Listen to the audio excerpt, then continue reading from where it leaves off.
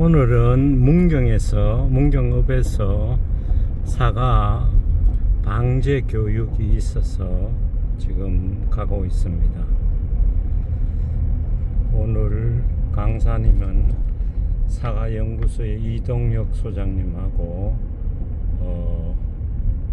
몇 분이 오시는 걸로 알고 있습니다. 한번 가보겠습니다.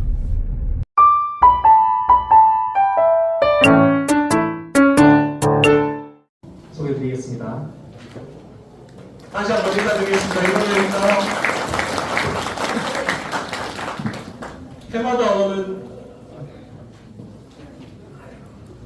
해마다 오는 문경 사과 축제입니다만 날이 가면 갈수록 더욱더 발전하는 모습을 뵐 수 있어가지고 너무나 좋고, 또한 이 심포지움 행사가 매번 이렇게 많은 문경에서 많은 사과 재배 농업인들이 와주셔가지고 성황리에 개최되고 있음을 진심으로 축하드리고 또 감사를 드립니다. 시장님, 신 시장님 말씀 한 말씀이 되게 저는 가슴에 새겨지듯이 이렇게 새겨지는데요. 올해 7만 원 받았다고 하십니다. 올해 7만 원 받는다고 하시는데요. 여러분들 퀴즈 하나 내볼게요.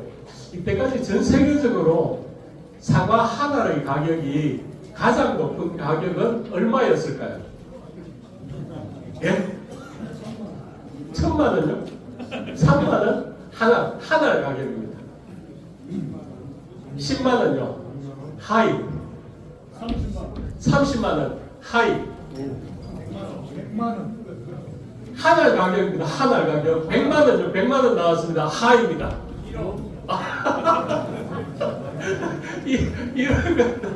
이런 건 좀 하셨네요. 제가 정답 가르쳐 드리겠습니다. 1999년에 일본 아오모리 현에서 나온 사과 하나인데요. 100년 된 사과 나무에서 후지 품종을 수확해서 중국으로 팔았는데 하나의 가격은 120만 원이었습니다. 하나의 가격입니다. 중국의 부자들 맞죠? 시장님 그런 말씀하시더라고요. 5kg 한 상자다 왜 30만 원 받으면 안 돼? 하나에 120만 원 받는데 5kg 한 상자 왜 30만 원 받으면 안 돼요? 사과는 식량 작물이 아니죠. 주곡이 아닙니다. 그죠? 국민들이 자기 자유의지에 선택해서 그만한 가치가 있다고 생각하는 데서 선택할 수 있는 겁니다. 그죠? 그러면 지금보다 가격이 올해 여러분들 정말로 깜짝 놀랐는데 올해 안동 공판장에서 최고 가격 혹시 아십니까?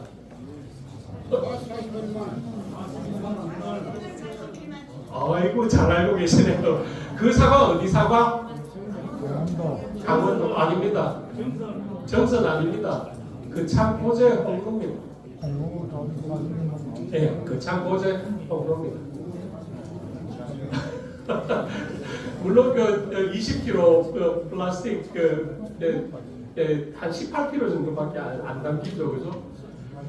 40만 원이 넘었다는데 제가 32년 동안 이 사과 산업에 머무르고 있으면서 그 최고 가격을 보면서 한편으로 기쁘기도 하고 한편으로 이야 이게 뒤에 서가지고 계신 분들 안 불편하십니까?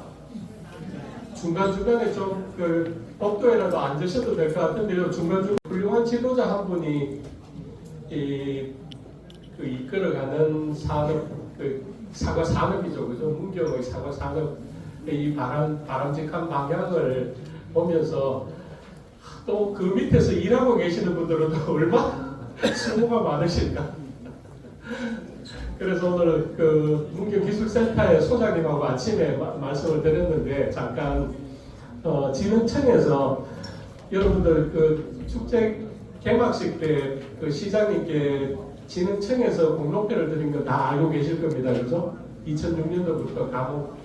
그래서 시장님은 뭐 방향만 제시하지만 실무적으로는 우리 기술센터의 직원들이 엄청 고생하시잖아요. 그래서 연말이 가기 전에 진흥청에 농촌진흥청장님 표창으로 또그 감원 보급 유공으로 해가지고 직원들도 표창도 또 있을 겁니다, 여러분들. 박수 한번 주십시오.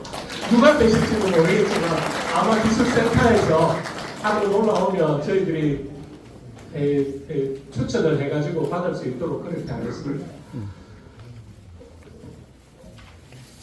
제가 여러분들 좀 눈이 좀 팽한데요. 오늘 40분 동안 여러분들에게 과연 무슨 말씀을 드려야 될까? 진짜 1시간 채 못 잤습니다. 계속 이 고민을 하더라고요. 자료를 보시면 여러분들 프린트한 자료를 보시면 굉장히 방대한 자료인데 이 많은 자료 중에 여러분들에게 어떻게 하면 좀 머릿속에 좀 남을 그런 것들을 좀 남겨드릴 수 있을까? 돌이켜보면 90년대, 94년부터 여러분들과 만나기 시작해서 병해충 감회를 한 게 벌써 30년입니다. 그죠?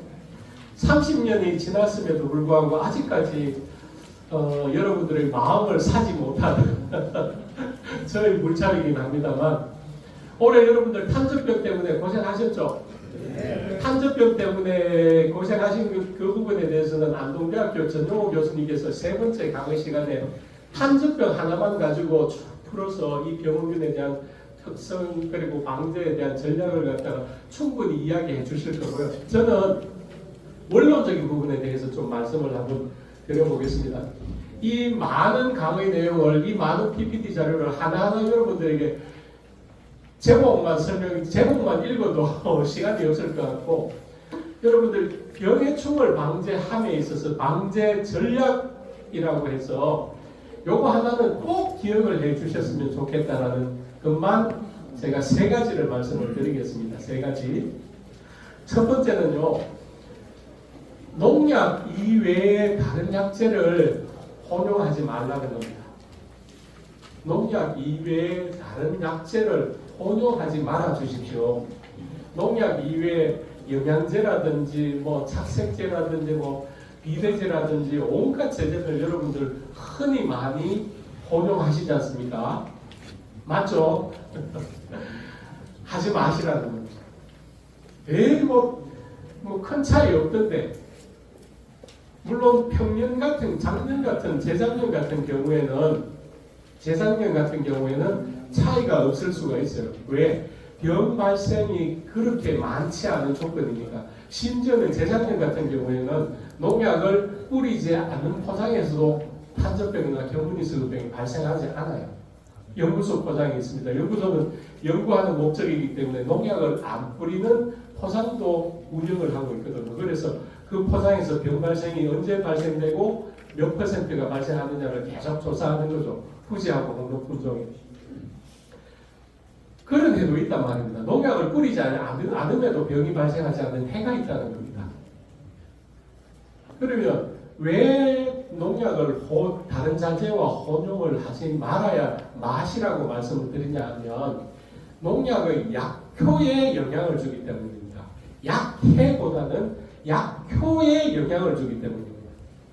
농약은 개통으로는요, 지금 우리나라 작물보호 사용 지침서에 보면 개통으로는 사과에 한 120가지 정도가 등록되어 있고요. 상표로 따지면 460여 가지가 등록이 되어 있어요. 그 많은 자재 농약들이 서로 혼용이 되었을 때 병 방제 효과가 어떻게 될지 모른다라는 게 솔직한 이야기입니다. 모르는데 왜 혼용을 하지 말라고 말씀드리냐 하면 이게 민감한 화학 물질이다 보니까 서로 혼용되어 가지고 높은 상승작용을 나타내기보다는 상가작용이라고 해서 효과가 낮아질 확률이 더 높다는 겁니다. 특히 뭐 영양제라든지 착색제라든지 온갖 자재들, 심지어 뭐 바닷물까지 이런 자재들까지요. 혼용하지 마시라는 거예요. 다시 말씀드립니다만 작년, 재작년처럼 평년 같은 경우는 이게 표가 안 나요. 농약을 12번 뿌렸건 뭐 16번 뿌리건 18번 뿌리건 20번 지지난주에 청송 가니까 30번까지 뿌린 분이 계시죠. 서럽죠. 홍도에 병이 발생이 얼마나 많이 왔습니까? 하니까 35% 병 발생했대요. 탄저병이. 말이 됩니까? 30번 뿌렸는데 35%가 말이 됩니까? 그러면 농약이 제대로 된 약효를 나타내자고 한다면 절대로 다른 자재를 갖다가 혼용하지 마요. 야, 그러면 나는 칼슘제도 뿌려야 되고 영양제도 뿌리고 싶고 뭐 비료제도 뿌리고 싶고 착색제도 뿌리고 싶은데 어떻게 해야 되는데? 물론 그런 부분들이 필요한 나무도 있겠습니다만 가급적이면 여러분들 정도를 기본을 지켜 주셔야 됩니다. 여러분들 왜 기본을 지켜 주시라고 말씀을 드리고요. 여러분들 욕심을 좀 내려놓으시라고 말씀드리고 싶냐 하면요.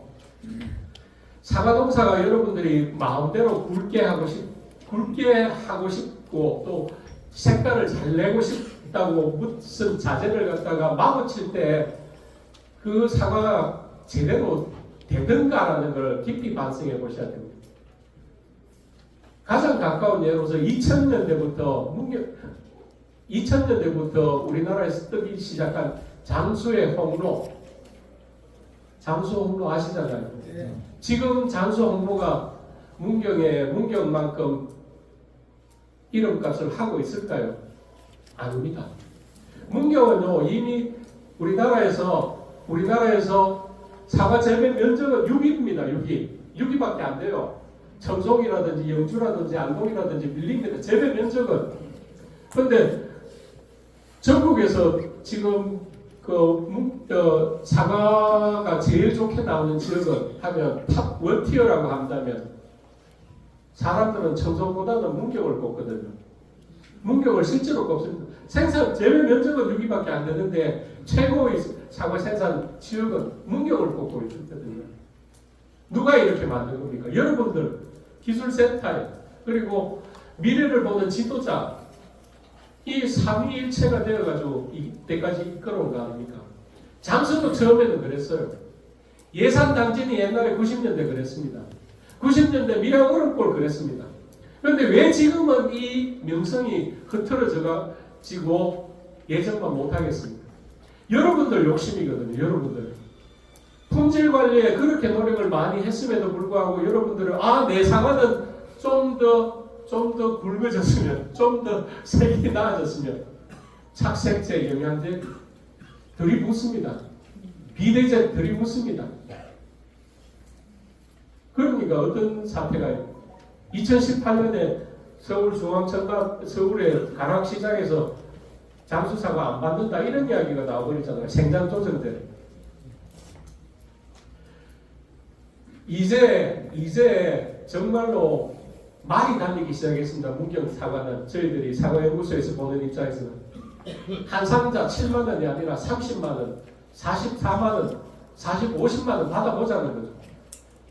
여기에서 인제치 말이 달리기 시작했는데 이 말을 갖다가 발목을 꺾는 일은 우리 같이 하지 말자. 그런 면에서 너무 과도한 자재들을 사용하는 것은 제발 좀 지양해 주십시오라는 이게 첫 번째입니다. 물론 그것이 그 약효에 영향을 주기 때문에 그렇습니다. 다시 말씀드립니다만 평년에는 큰 상관 12번, 16번, 18번, 20번 차이 없을지 몰라도 올해처럼 이런 해가 병 발생이 아주 좋은 조건이 딱 돼버리면요. 딱 돼버리면 그게 엄청난 차이로 나타난다는 22번 버려도 30%, 50% 탄저병 발생하는 것은 여반장이다. 왜 그러냐? 약효에 영향을 주는 어떤 여러분들이 행위가 있다라는 거죠. 그래서 농약을 뿌릴 때는 살균제, 살충제, 6월 하순 이후에 전착제, 그리고 pH를 보정하는 pH 보정제 요 정도까지만 사용하고 다른 제재들은 뿌리지 말고 뿌리고 싶다면 따로 뿌리고 싶다면 가급적으로 관주. 꼭 뿌려야 하는 칼슘제라고 한다면 연면살포 한 2회, 3회. 그 정도로 주시기만을 꼭 당부를 드립니다. 그리고 두 번째는 세 가지라고 말씀드렸는데, 두 번째는 여러분들이 너무나 잘 알고 계시는 겁니다. 너무나 잘 알고 계시는 것. 농약을 충분량 살포해 주십시오. 농약을 충분량 살포. 나는 충분량 잘 살포하고 있는데, 충분량이라는 게요, 저속 2단으로 아세아 505 515 TLD 기준입니다. 뭐 한성 하나라든지 이런 기계 메타로 따진다면 초당 0.16입니다. 초당 0.16 메타. 굉장히 저속 2단입니다. 저속 2단으로 좀 주행해 주십시오라는 겁니다. 자, 이게 왜 중요하냐면 좀 더 빠르게 저속 3단으로 가면서 뭐 3000rpm까지 높여가지고 웽 뿌릴 수 있습니다. 그죠? 그렇게 뿌리는 거나 저속 2단으로 해가지고 한 2300, 2500rpm으로 해가지고 천천히 뿌리는 거나 실제로 농약을 살포하는 시간은 거의 같아요. 그죠? 근데 살포하는 물량도 똑같습니다. 어차피 한 차 500리터. 근데 올해 같은 해가 딱 되면요, 그 차이가 엄청나게 차이가 난다고. 저속 2단으로 천천히 좀 제대로 잘 묻힐 수 있도록. 올해는 심지어는 회전 반경에 똑같이 농약을 뿌려도 회전 반경에 따라서 또 차이가 나더라고요. 꼭 그렇게 뿌리죠. 요게 기본이다. 농사를 지으면서 요게 기본이다. 농약을 뿌릴 때. 그리고 세 번째는요, pH 교정을 여러분들 반드시 해주셔야 됩니다. pH 교정을. 문경도 마찬가지입니다만, 문경은 우리가 비가 와가지고 흐르는 지표수 같은 경우에는 상관이 없어요. pH에 큰 없는데, 우리 안반을 뚫어가지고 그 지하수를 갖다 길어서 농약 용수로 사용할 경우에는 반드시 pH를 교정해 주셔야 됩니다. 아까 제가 상표명으로 460까지가 있다고 말씀드렸잖아요. 그죠? 그 460가지 중에 분명히 pH에 영향이 없는 약재들이 몇몇 있어요. 예를 들면 여러분들 옛날에 생각해 보세요. 석회 유황학제나 보르도액 사용할 때 생각해 보세요. 분명히 그 약재와 혼용 가능한 살충제가 있다는 겁니다. 그죠? 그런 약재는 알칼리성이 돼도 약효에 영향을 주지, 그 약재 자체가 약효, 알칼리가 됐건 뭐 산성이 됐건 약효에 영향을 안 줘요. 그런 약재, 그런 화합물들은. 근데 대부분의 농약들은 pH에 민감하게 영향을 받을 수밖에 없는 구조다. 화학 구조가. 그래서 어떤 농약들은 pH 5.0에서 진짜 100% 약효를 나타내는 약재가 있고, 어떤 농약들은 pH 8.5에서 약효를 나타내는 약재가 있습니다. 심지어는 이런 약재도 있어요. pH 한 6.3 범위에서 한 120일 정도 돼야만 이게 농약이 약효가 반감이 돼요. 약효가 반 줄어들 때까지 120일 걸린다는 거예요. 근데 이게 pH가 1.2가 올라와서 7.5가 되는 순간에 약효가 어느 정도로 떨어지는지 아십니까? 이틀이 안 갑니다. 그런 약재들도 있다라는 겁니다. 그래서 우리가 그 460까지 그 모든 약재들을 하나하나 다 설명은, 그 실험은 못하지만 이런 가능성이 있으니까 약효에 영향을 주니까 pH를 교정을 해야 된다는 겁니다. 어느 정도로? 일반적으로 우리가 지하에서 안반수를 뽑아서 쓰는 경우에는 대부분이 한 7.2, 7.3, 어떤 경우는 한 7.5, 7.8까지 나오는 경우가 있습니다. 그럴 경우에는 뭐 목초액이라든지, 그죠? 식초라든지, 그죠? 이런 것들을 이용해서 pH를 낮추면 되죠. 요 세 가지를 반드시 지켜주시면 올해 여러분들이 당했던 그런 황당한 병해충의 피해는 어느 정도 절감하지 않을까? 어느 정도가 아니라 매우 많이 절감하지 않을까? 그리고 또 하나 더 당부를 드리는 거는요. 올해 여러분들 밭에서 탄저병 발생 많았고 가차누리병 발생 많았습니다. 그래서 실제 노른자 피해도 일부 강원에서도 많았고 순나방 피해 여러분들 최근에도 많이 받은 강원도 있다는 거 알고 있습니다. 제가. 자, 그러면 올해 이렇게 많이 발생했던 병해충은 내년에 또 당연히 여러분들 밭에서 발생이 많겠죠? 아니요. 아이고, 예수님 감사합니다. 예라고 자신 있게 말씀하신 분들은 오늘 이 강의 잘 오셨습니다. 알고 가셔야 됩니다. 절대로 그렇지 않다. 제가 절대라고 말씀드렸습니다. 절대로 그렇지 않다. 다시 한번 말씀드립니다. 올해 여러분들 밭에 탄저병이 많았고 갈색무늬병 많았고 노린재 많았고 그죠? 순나방 많았다. 내년에 당연히 이것이 내 밭에서 월동을 해서 당연히 많아져야 되는데 앞에 있는 사과연구소 소장은 30년을 했다는 사람이 일반적인 상식적인 수준도 몰라서 절대 안 그렇다라고 이야기를 하고 있다라고 합니다. 절대로 안 그러니까 여러분들 두려워하지 마시라는 겁니다. 올해 발생했던 상황은 흘러간 강물처럼 흘러가 버렸다. 그럼 대체 이게 뭐지? 내 밭에서 월동한 이 병, 해충들은 대체 어떻게 되는 거야? 그거는 내년도에 5월달 중순부터 8월달까지의 기상 상황이 결정한다. 초기에 병해충의 발생 밀도가 그 해의 여러분들 밭에서의 병해충 발생 상황을 결정하는 것이 아니라는 겁니다. 그래서 미리 내가 올해는 병 발생 많았으니까 나는 20번 뿌렸는데 안 되네. 좋아. 나는 일하는데 두려움 없으니까 나는 뭐 밭에서 일하는데 여러분들 얼마든지 하실 수 있잖아요. 자, 농사가 잘 된다고 한다면 얼마든지 밭에서 하실 수 있잖아요. 그러니까 나는 25번 뿌려주겠어. 병, 해충만 철저히 하나도 없이 방지하겠어. 이런 어리석은 생각을 하지 마시라는 거예요. 올해는 이미 지나간 상황이니까, 이미 지나간 강물이니까 그걸로 그만두고 그치고 내년에는 제가 말씀드린 이 방제의 원칙 3가지 있잖아요. 그죠? 3가지. 다른 약재 절대로 혼용하지 마시라. 농약 철저히 묻혀주시라. pH 교정해 주시라. 물론 이 중에 이 밑에 몇 가지들이 더 있습니다.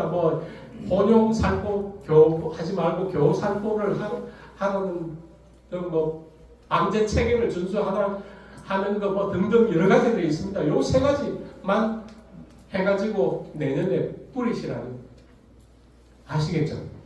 네. 아유 감사합니다. 내년에는 아유 회장님 뭐가 이거 또 보여드립니다. 또 보여드립니다. 여러분들 90년대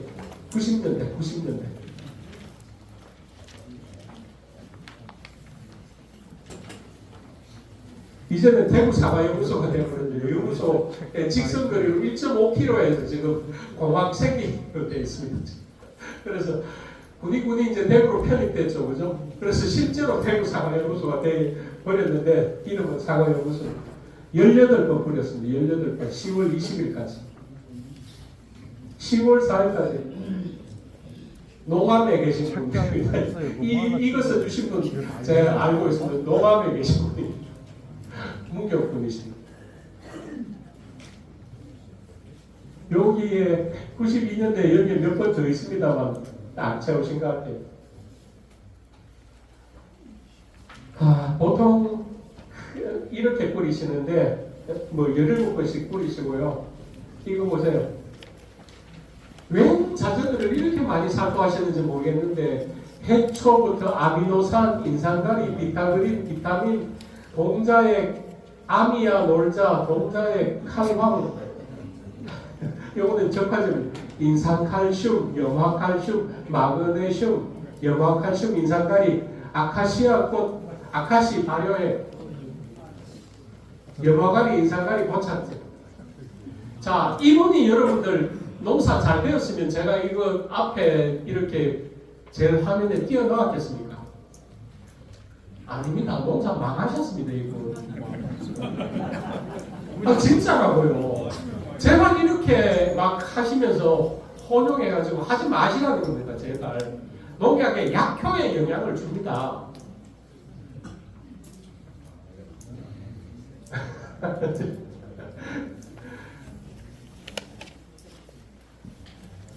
쭉 제일 위에 자료에 보시면요, 이때까지 했던 자료들 전부 다 모았고, 제가 최근에 여러분들께 좀 말씀드려야 되겠다 싶은 것들 몇 가지만 좀 말씀드릴게요. 자료는 댁에 가셔가지고 15분밖에 안 남았습니다. 댁에 가셔가지고 한번 쭉 보시면 됩니다. 자료가 많기도 하죠. 요 부분은 뭐 전정호 교수님께서 말씀해 주실 거고요. 됐습니다. 뭐 지금은 사용 안 합니다만, 거의 우리 사과밭에서 사용을 안 합니다만, 아니스타 약해가 이런 식으로 나타난다. 여러분들 이제 잘 모르시는데, 많은 경우에 있잖아요, 이렇게 뭉쳐서 나타나는 흔적이 있잖아요, 그죠? 저 꽃받침 부위에서 이렇게 뭉쳐서 나타나는 흔적들이 대부분 약해 증상입니다. 특히 뭐 델라를 살포할 때, 또 뭐 다른 농자재를 살포할 때, 그리고 농약을 바로 받는 부위 쪽에 이렇게 집중적으로 발생하는 거죠. 약해 증상들이. 요거는 정량으로 배량으로 살포했을 때, 물론 뭐 품종에 따라서 차이가 큰 거고요. 요거는 바이로이드 가공 증상인데, 왜 감옥에 대한 바이로이드를 넣었나 하면, 감옥에 대한 바이로이드 바이러스 때문에 여러분들이 걱정이 좀 크신 것 같아서 연구소로 전화도 많이 오시고 하셔가지고 오늘 분명히 알고 가시라는 건데요. 전염하지 않는가라는 부분에서 되게 염려가 크신 것 같습니다. 전염하지 않는가, 이런 증상 보면 뭐 바이러이드 여러분 누구나 이제 진단이 가능하신, 그죠? 많이 보여드렸으니까. 전염하지 않는가라는 부분에서 큰 우려가 없다.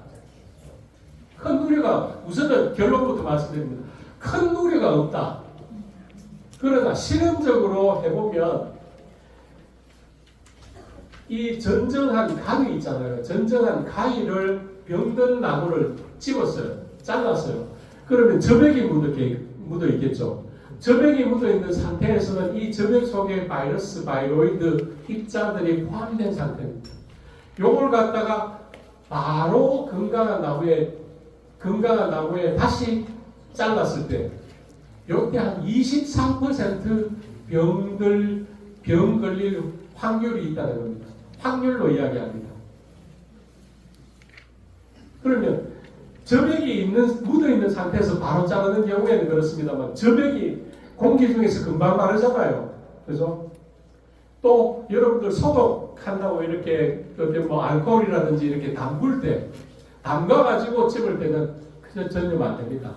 마르거나 여러분 소독액을 넣어가지고 건강한 나무를 잘랐을 때는 안 됩니다.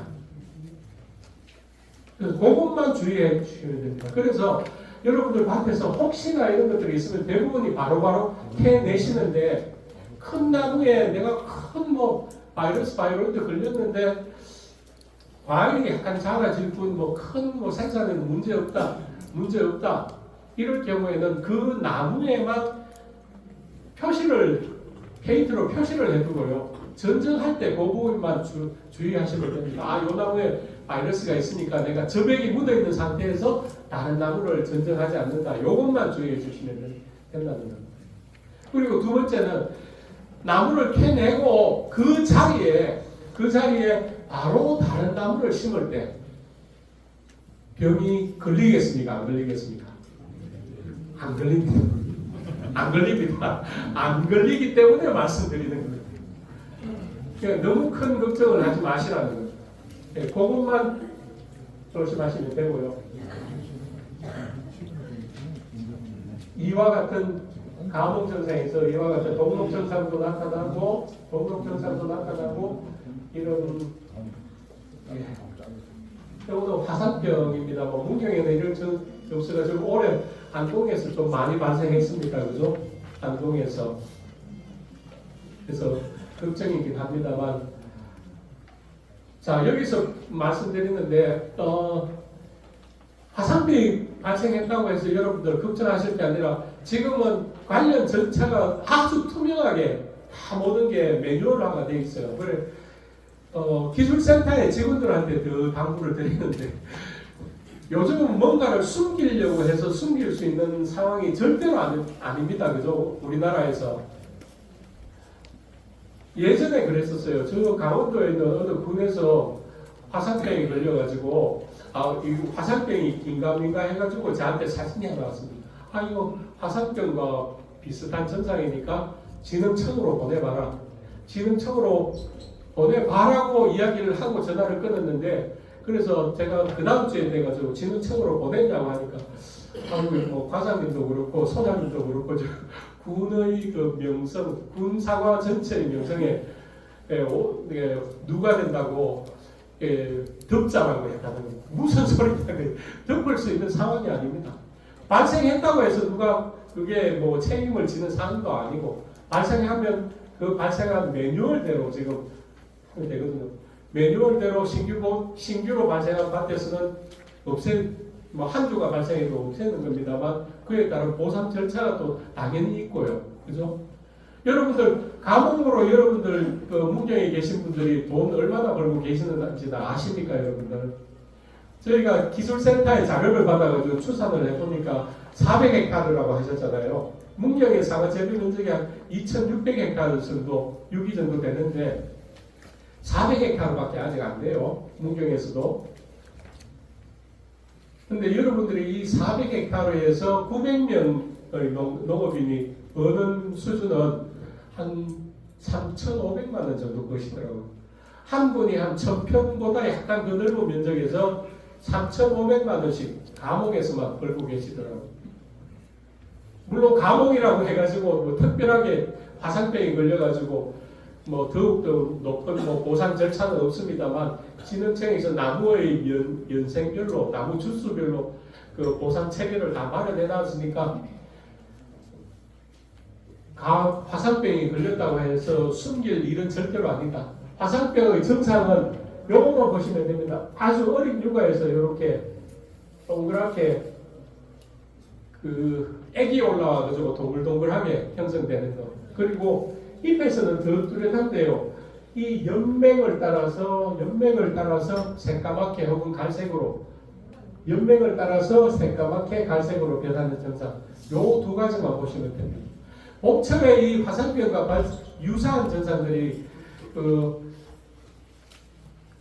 꽃스름병이라든지 또는 뭐 다른 뭐 생리장애라든지 이런 것들로 해서 많이 유사한 증상들이 나타납니다만 요 증상 두 가지만 기억하고 계시면 됩니다. 이 대홍이라는 품종, 뭐 대홍, 천홍, 자홍, 홍로에 뭐 온갖 것들 많은 품종들을 많이 하시는데 너무 그 품종에 앞서가려고 하지 않으셔도 좋을 것 같다. 그 묘목업자의 이야기만 들으시고 너무 저거나 반드시 해야지 이런 생각을 하지 않으시는 게 좋을 것 같다는 생각을 해봅니다. 이거는 줄기에 병금이스병이고요. 봄철에 물관리하고 밀접하게 연관되어 있습니다. 3월달 중순부터 해서 6월 초순까지 이런 조중생종 밭에는 후집 품종보다 훨씬 더 물관리가 필요하다. 이거는 여러분들 저장고에서 나타날 수 있는 잿빛곰팡이병입니다. 저장고에서 나타날 수 있는 잿빛곰팡이병이고요. 습도를 유지하라고 하면서 말씀을 드리면서 또 습도를 너무 과하지 않게 하라고 말씀드리는 게 좀 어폐가 있는데 환기도 때때로 잘 시켜 주십시오. 새롭게 문제에 대한 해충은 요건 넘어가고요. 급속쇠락 증상인데요. 정상인 것과 피해가 좀 중간인 것, 피해가 심한 것들 뿌리를 캐보면 이와 같습니다. 6월달부터 8월달까지 나타나고 뿌리를 캐보면 이와 같은데 비슷한 것 같죠. 뿌리 양이 자체가 그죠? 양구에서 켰습니다. 양구에서 정상인 나무는 지금 정상적으로 생육하는 뿌리고요. 이 뿌리를 갖다가 찍었고 피해가 중간 정도 나타나는 것, 피해가 심한 나무를 켰을 때 뿌리 양이 요 정도인데 이를 갖다가 현미경으로 찍어보면 매우 차이가 많다. 이미 여기에서는 잔뿌리들이 다 녹아 없어져 있습니다. 이렇게 다 녹아져 없어져 있어요. 요거는 건전한 겁니다만 이렇게 노란색으로 여기에 요 잔뿌리들에서 70% 이상의 그 영양분을 물에 녹아 있는 상태로서 흡수를 합니다. 여러분들 뭐 뿌리면 이게 다 흡수할 것 같지만 절대로 물에서 이온화된 상태로 이온들을 흡수를 하거든요. 이 뿌리에서. 근데 이것들이 다 녹아져 있으니까. 원래는 이 지상부는 이렇게 좋은데 이 뿌리는 뿌리량 보십시오. 뿌리량 M9입니다. M9 작은 묘인데 지상부는 이 정도로 크고 좋은데 뿌리량은 이 정도밖에 안 돼요. 우리가 TR1이라고 해서 배웠던 뭐 1대1이다. 트리와 루트의 비율은 1대1입니까? 보십시오. 한 1대 20분의 1 정도밖에 안 됩니다. 그죠? 그런데 어떤 요인에 의해서 뿌리가 피해를 이렇게 받아서 죽어버릴 경우에는 잡뿌리들이 물도 그렇고 영양분도 그렇고 흡수를 못 하잖아요. 지상부는 지금 엄청나게 지금 물을 필요로 하고 물이 있어야 광합성을 하니까 그런 상태에서 나무가 견디지를 못하고 불과 이틀, 사흘 만에 내가 밭에 가보면 급속하게 나무가 죽어 가버린다는 원인은 지금 펜스테이트 익스텐션인데요. 그 카위 교수라고 하는데 정확한 원인은 아직 모릅니다. 정확한 원인은 미국에서도 똑같은 현상이고요. 뉴질랜드도 그렇고 차이는 있습니다. 발생하는 차이는 있습니다만 지금 미국에서 제일 심하고요. 우리나라에서도 일부 있고 뉴질랜드도 있습니다. 이태리도 있습니다. 공통적인 것은 저 TR율이 매우 약한 M9 밭에서 물론 M26도 있고요. 우리가 그 기억을 되짚어보면 이준 전복묘 이런 MM106이라든지 이런 나무에서도 있었던 것 같습니다. 근데 가장 심한 것은 뿌리량 자체가 매우 작은 그럴 수밖에 없죠. 26이라든지 106 같은 경우 뿌리의 근권이 엄청나게 넓습니다. 그래서 웬만하게 다른 요인으로 인해서 일부의 뿌리가 영향을 받더라도 나머지 뿌리가 이 나무의 지상부를 갖다가 충분히 지탱해낼 수 있는데 이거는 M9은 그 뿌리의 양 자체가 엄청나게 적으니까 그 왕성한 지상부를 견디지를 못하거든요. 원인은 미국에서도 그렇습니다. 동해가 발생했던 밭이라든지 근조 피해가 있던 밭, 과습한 상태에서 또는 고온에서 양분이 부족할 경우에, 물 부족할 경우에, 심지어는 제 이야기 아닙니다. 제초제에 의한 경우도 있다는 겁니다. 분명한 것은 생물학적인 요인은 아니다라고 이야기합니다. 생물학적인 요인은 뭡니까? 바이러스 바이로이드가 생물, 무생물의 경계에 있는 겁니다만 바이러스 바이로이드 아니고 곰팡이도 아니고 바다도 마찬가지입니다. 물 부족, 제초제 이런 영양 요인들에 의해서 뿌리를 파보면 저런 잡뿌리들이 다 녹아있다는 거예요. 그래서 다시 처음으로 되돌아가는데요. 회사를 경영해도 경영하는데도 여러분들 점도 경영이라고 이야기를 많이 하지 않습니까? 그죠? 그래서 나무를 바르게 키우는 기술에 좀 더 집중을 해야 되는 시기가 아닌가. 그래서 기본으로 다시 돌아가서 나무를 건강하게 키우는 기술부터 하나하나 우리가 따져보는 것이 문경 사과를 장기적으로 살리는 일이 아닐까 하는 말씀을 끝으로 드리겠습니다. 감사합니다.